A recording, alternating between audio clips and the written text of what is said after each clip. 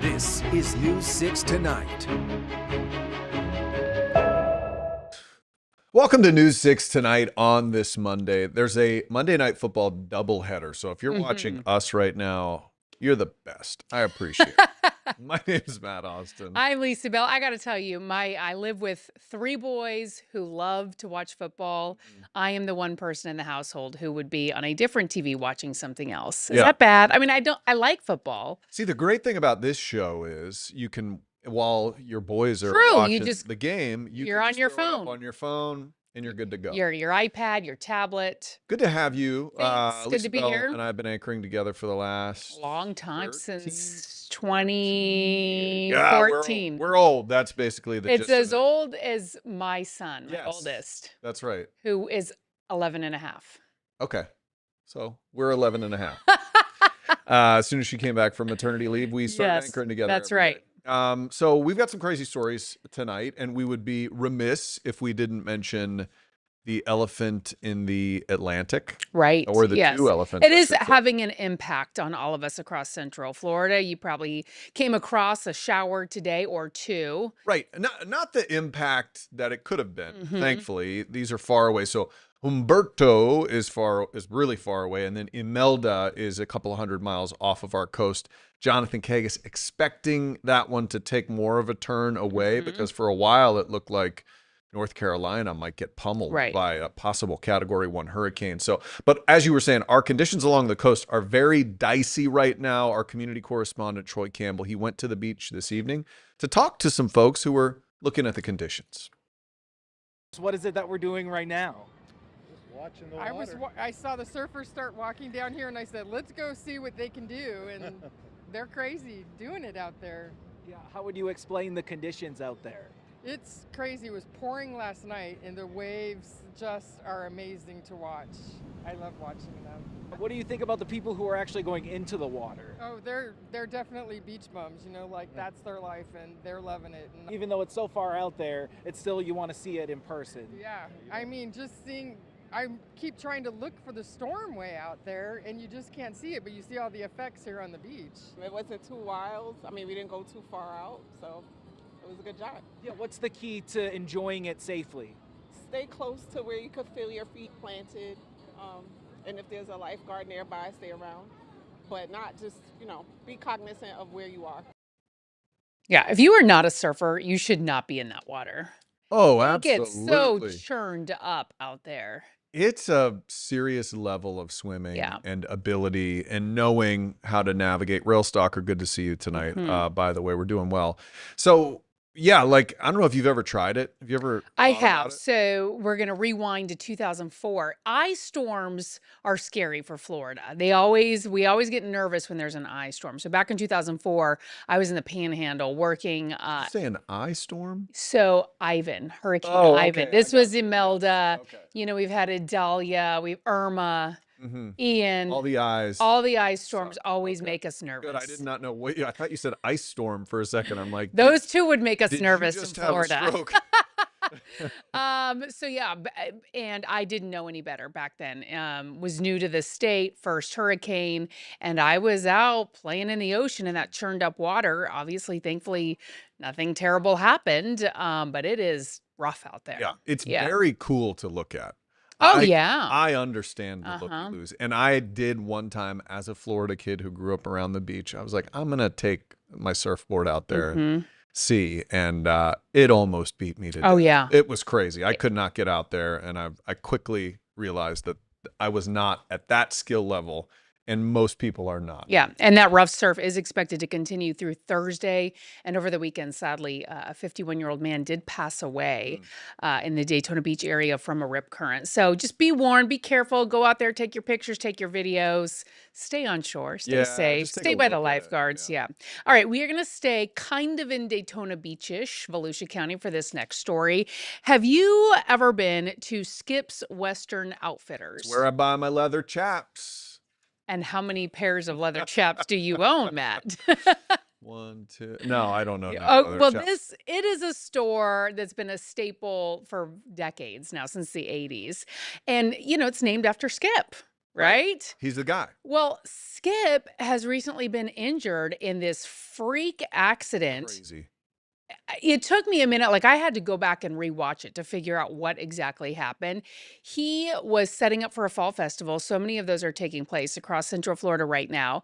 And he was actually hit by a propane tank and injured so badly that he's now in the hospital recovering. So our Catherine Silver was at the flagship store, which is located in Osteen, where she got the full story of how exactly he got injured. Skip's Western Outfitters is a staple in Osteen, a cornerstone in Central Florida since 1983. This is where Skip Patsos opened his first store. He's like a pioneer. It's also where the beloved businessman was hurt while setting up for a fall festival Saturday morning. How it happened is almost unbelievable. Florida Highway Patrol says a truck with a trailer attached was backing out of a driveway here onto Doyle Road into the path of a minivan. And when the van and truck collided, somehow a propane tank that was in the back of that trailer propelled and hit Skip. It was just a very jarring and unexpected event. I spoke to his daughter-in-law on the phone as Skip's family focuses on him healing and his business running. How is Skip doing now? He's doing okay. He had emergency surgery on both of his legs. There will be a few months of bed rest, and that's tough on anybody, especially someone like Skip, who is just an Energizer bunny. You definitely don't forget him once you've met him, and he's got such a big heart. Be careful. I know that that's the message he wants to get across to everybody, whether you're driving or you're a pedestrian. Just be very careful. Realize how precious life is. So talk about being at the wrong place at the wrong time. I mean, basically, yes, this trailer that had that propane tank in the back of it was kind of T-boned by that minivan. Sounds like it kind of pulled out, backed out into oncoming traffic. And the FHP is investigating, but, hopefully he can make a full recovery from this. Those propane tanks are no joke. I have never heard of a situation in which the propane tank gets hit and it sounds like a rocket. You think that it propelled and then hit both of his legs. She said he needed surgery on both of his legs.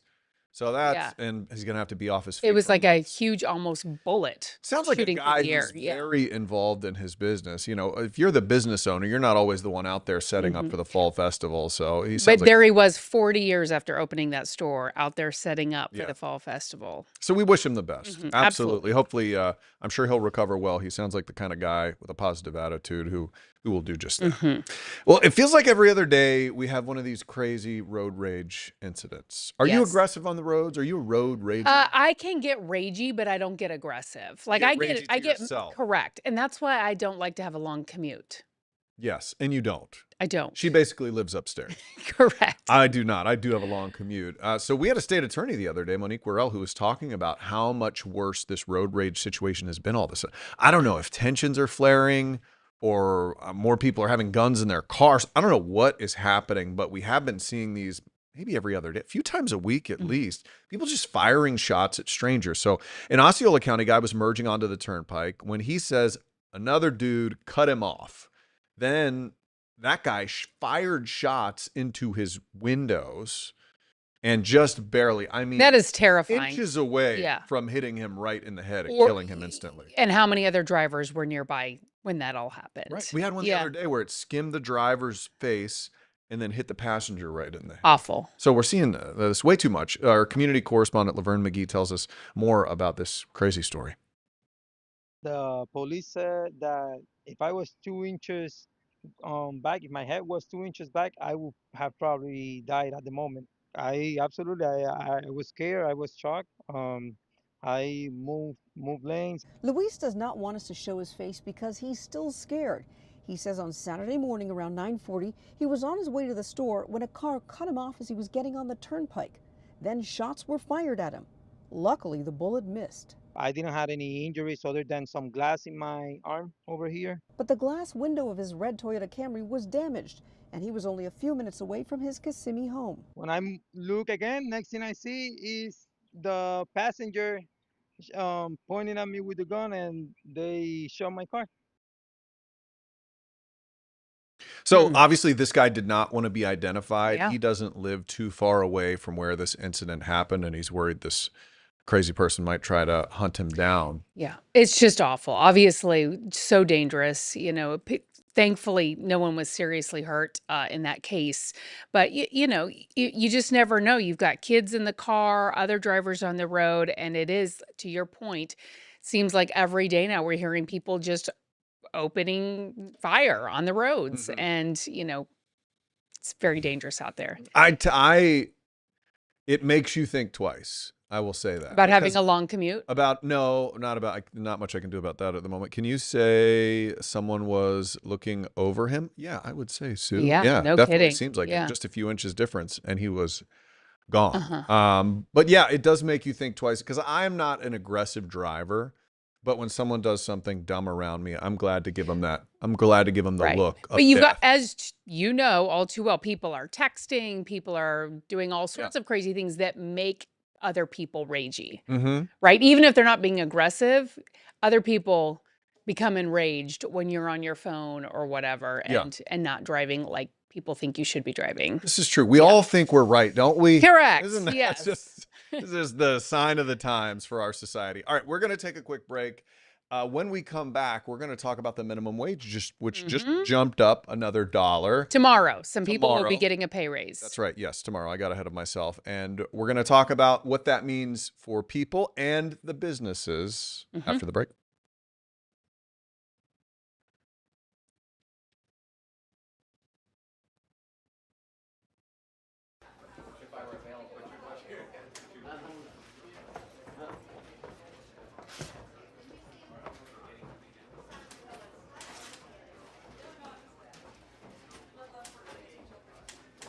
Yeah, and he got the link from the show just a little while ago, I think. So we'll make sure we have that for News 6 tonight.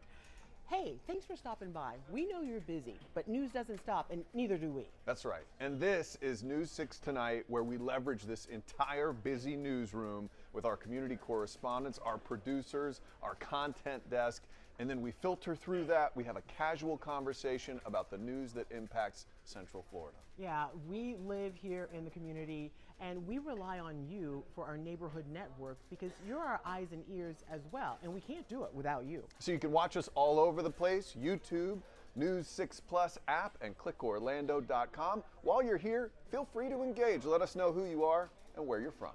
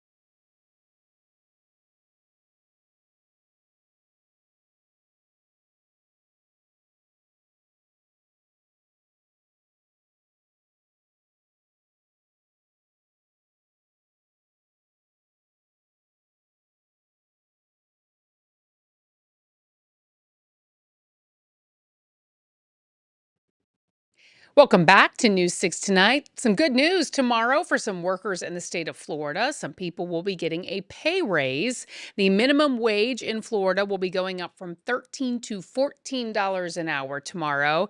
And now this change stems, you may remember this, from Amendment 2, which was passed by voters back in 2020. It was very controversial at the time, barely passed, got just over 60% of the vote, which is what's needed in order to get a constitutional amendment. But some say still, it is still not enough to live, to be able to afford to live here in Central Florida. Of course, there are concerns about small business owners. Our Jana Manahalal went out to talk to people on both sides of the issue. More money in your pocket may sound like a great thing at first, but for the people who will see this raise, that money still isn't enough to afford living. Starting Monday, September 30th, Florida's minimum wage will increase to $14 an hour as a part of a statewide plan that raises the pay by $1 every September until it hits $15 in 2026. Dennis Jones, the owner of Winter Garden Wheelworks, says his employees need a livable wage. We've been above the minimum wage for our employees for a long time. We've known this is coming and trying to pay a living wage for people. I don't think it really makes a whole lot of difference because the prices and the cost of living is going up and the minimum wage goes up, so it kind of still stays the same.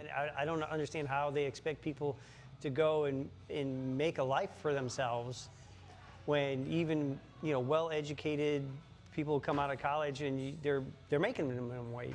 According to the MIT Living Wage Calculator, it says that if you are a single adult living in Central Florida with no kids, you're actually going to need about $25 an hour to afford basic living necessities like rent and food. So very interesting crunching those numbers there. After it goes to $14, it will go up to $15 in the following year. And after that, it'll be tied to inflation. Now, before this passed, if you can believe it, Florida's minimum wage was $8.46 an hour. Right now, do you know what the federal minimum wage is? The federal? I don't know. What is it? $7.25 an hour. $7.25. Yes. So at the time, as I mentioned, it was very controversial. Attorney John Morgan, you may have heard of him. I've heard of him. He put $6 million of his own money behind the effort. He pushed it through. Yes, to pass it at the time. But the governor, the state legislature, the Chamber of Commerce were all very much against this, saying that this would lead to businesses fleeing the state of Florida. I'm not really sure if there's evidence of that taking place after the increase in minimum wage. And already, and even back then, so many of the big employers like Disney and Universal were saying they were already at that $15 an hour threshold. They boosted it up once it happened. Yeah. And once one of them does it, then the others kind of have to follow suit. Yeah, So, where they look like jerks. I think it's interesting. So still, if you make 14 an hour and if you were able to work 40 hours a week, it's still less than $30,000 a year. So it's not an easy livable wage. no, Still, you with really the way housing cannot prices are right now. live on that wage, which if you talk to a lot of homeless advocates in the community, they say that is the low wages is one of the reasons why we have such a growing homeless population. Even though it was $8 and now it's 14. Right. But think still, about, I mean, the cost of living just in the past 5 years. gone up immensely. Yeah. But the other side of this coin is businesses, small businesses. So imagine if you're a local mom and pop, Right. or you're up against say you're a restaurant. It's one little Shakers down the road at College Park, and you're going against Chili's. You know, Chili's can probably eat that extra buck an hour without a big deal. They're drawing from a huge pot of money. Right. If you're a little Shakers, it's probably a bigger struggle. And I have spoken to restaurants myself who say, like, they time it out to close their business before that extra dollar comes in. And we talk about inflation, and increased labor costs is one of the many reasons that the cost of goods is going up right now across the country, not just in Florida, of course, but everywhere. So it's a big issue, but it is. We can say with all of the raises we've seen now, I think you're right. I haven't seen businesses fleeing Florida. So we'll have to see. Maybe once it gets to 15, maybe there's some sort of threshold we'll hit. A little sweet spot, maybe. I don't know. But we'll have to just wait and see.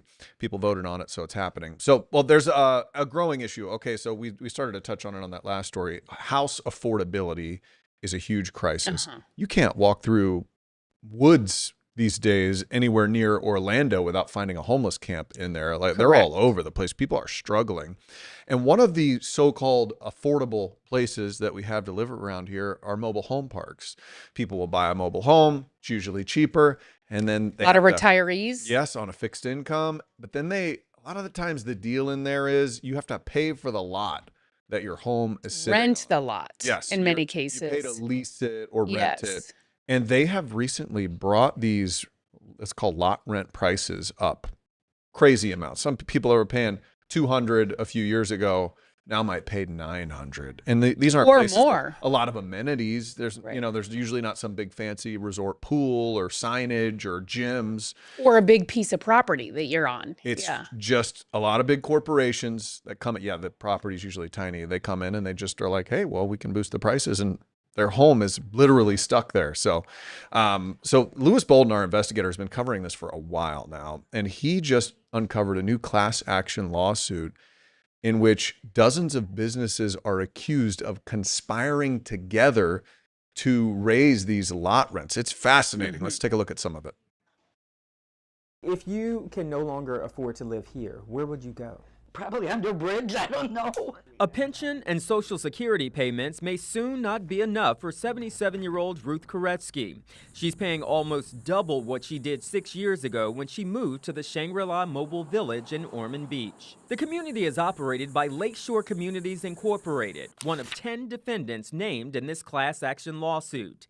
The lawsuit alleges the corporations that own manufactured home parks coordinated with each other to increase lot rents by illegally purchasing and using market reports published by Datacomp Appraisal Systems Incorporated. Do you think it should be legal that all of these companies that own mobile home parks know what each other is charging?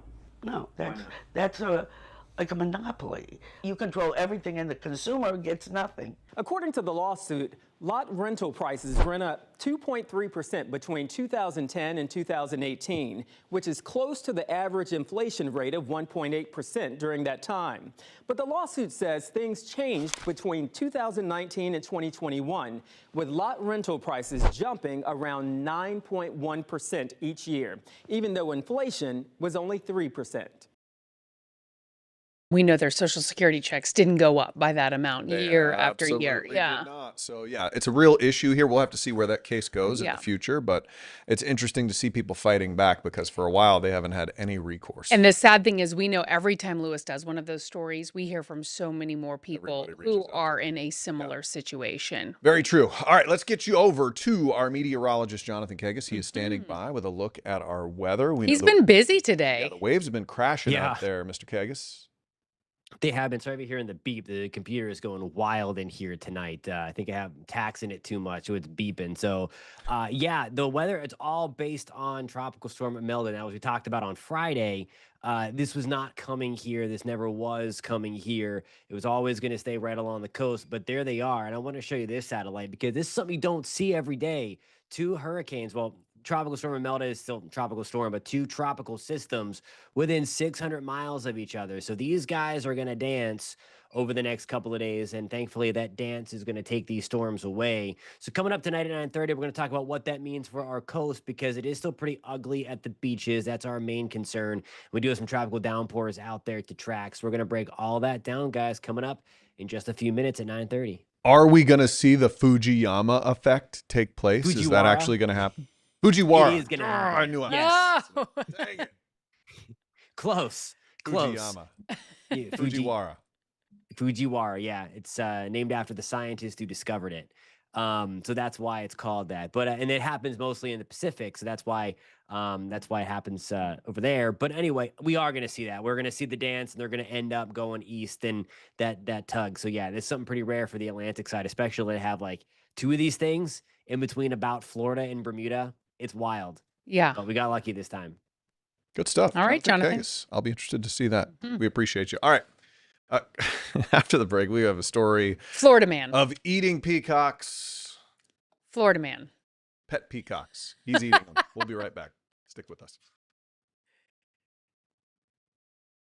Welcome to News 6 Tonight. We are so thankful that you're joining us here wherever you found us. Yeah, you know what this tells me? If you have made this your new streaming destination, it tells me you're smart. Also good looking, because you chose to watch the news in a different way. That makes you really smart. Anybody can give you the news from a teleprompter or an old newspaper.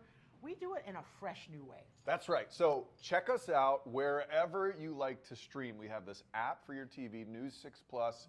You can find it on Roku and Amazon and whatever your smart TV is cooking. So thank you. We would love to hear your comments down Oh my below. gosh. Yeah. And then we'll show them. Yeah, we will. News 6 Plus. The plus is you. Ooh.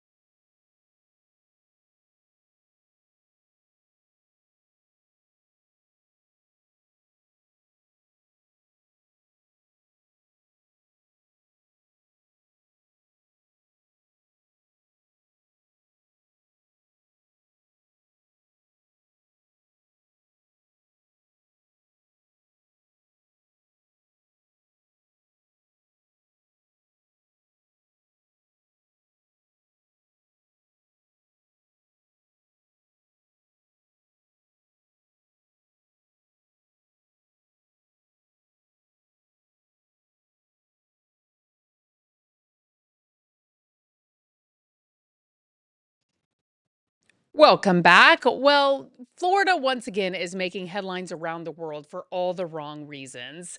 There is a man in Pasco County who is accused of eating his pet Peacocks. peacocks. I mean, we don't understand. Apparently, this makes no sense, but his neighbor was feeding his pets, and that's what made him angry. And you would think, like, I would be happy if someone Thanks wanted to, for like, feeding my peacock. buy my pet food. Yeah. But apparently, this really angered him. He said, if you don't stop feeding my pet peacocks, I'm just going to go ahead and fry them up, and I'm going to eat my pet peacocks. Left a letter in her mailbox saying, because you fed my peacocks, now I'm going to eat them. It's Oh, this there guy he is. right here. Okay. He's 61 years old. I hadn't seen his picture prior to this. Yeah. Craig Vogt here. Craig Vogt. This is our guy. Yes. Deputies apparently asked him, is it true that you ate your pet peacock? He said, yep. He cooked them up in a frying pan, ate them so she would not be able to feed them again. And while being taken to jail, he allegedly told deputies he plans to kill all of his pet peacocks to stop anyone from taking them. I hope someone takes his peacocks away from him. But I don't even know if that's legal. To take a peacock away? I didn't really know. Threatened to have the peacocks executed when he gets home. Can you save the peacocks? I feel like you can. I need to This look is a clear case, it seems, of animal cruelty. Peacock threats. Yeah. Yes. I don't know. That's a weird one. I've never heard that one. I do not know what peacock tastes like. I don't want to know. I don't either. I don't even want to ask him about it. I don't think so. Hey, coming up at 10 o'clock, we're talking about some open carry complications arising. Yes. It's a very interesting case. We'll talk about that coming up.